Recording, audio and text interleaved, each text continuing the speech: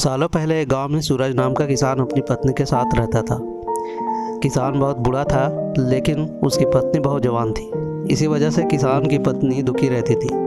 वो हमेशा अपने ही जैसे जीवन भर जवान से शादी करने की चाहत रखती थी। महिला के मन की बात को एक चोर समझ गया। वो रोज़ महिला का पीछा करने लगा। एक दिन उसने किसान की पत्नी को ठगने के विचार से उसे एक झूठी कहानी सुनाई।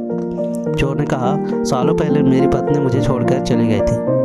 अब मैं अकेला हूँ। मैं तुम्हारी सुंदरता पर मोहित हो गया हूँ और मैं अपने साथ शहर ले जाना चाहता हूँ। स्त्रियाँ सुनते ही खुश हो गई। वो फटाफट बोली, ठीक है, मैं तुम्हारे साथ चलूँगी, लेकिन मेरे पति के पास बहुत धन है। पहले मैं उसे ले आती हूँ, उन पैसों से हम जीवन भर आराम से रहेंगे। यह सुनकर चोर ने कहा, ठीक है, तुम जाओ और लौट कर इसी जगह आना। मैं तुम्हारा इंतज़ार करूँगा। स्त्री घर पहुँची तो देखा कि पति गहरी नींद में था। महिला ने सारे जेवर और नकदी को पोटली में बांधा और चोर के पास चली गई। किसान की पत्नी को आते देखकर चोर के मन में हुआ, अब मैं बहुत जल्दी धनवान बनूँगा। बस अब इस महिला से पीछा छुड़ाने की तरकीब निकालनी होगी। तभी किसान की पत्नी चोर के पास पहुंची। इसके पहुंचते ही दोनों दूसरे शहर की ओर निकल गए। कुछ दूर चलने के बाद रास्ते में एक नदी मिली। नदी को देखते ही चोर को एक तरकीब सूझ गई।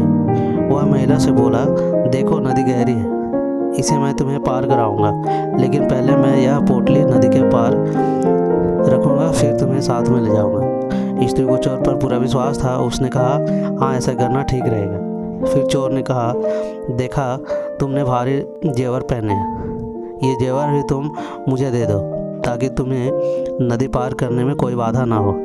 यह सुनते ही किसान की पत्नी ने अपने सारे जेवर चोर को दे दिया। पोटली में बंधा धन और महिला के जेवर लेकर चोर नदी के पार चला गया। महिला उसके लौटने का इंतजार करती रही, लेकिन वो फिर कभी लौटकर नहीं आया।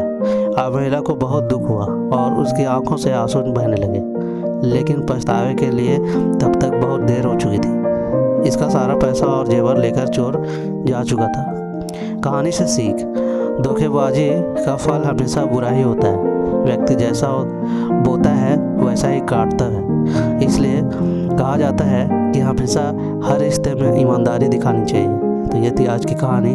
कैसी लगी अपने दोस्तों के साथ शेयर कीजिए और कमेंट में ज़रूर बताइए। मिलते हैं एक ऐसे ही नई कहानी के साथ। तब तक के लिए धन्यवाद।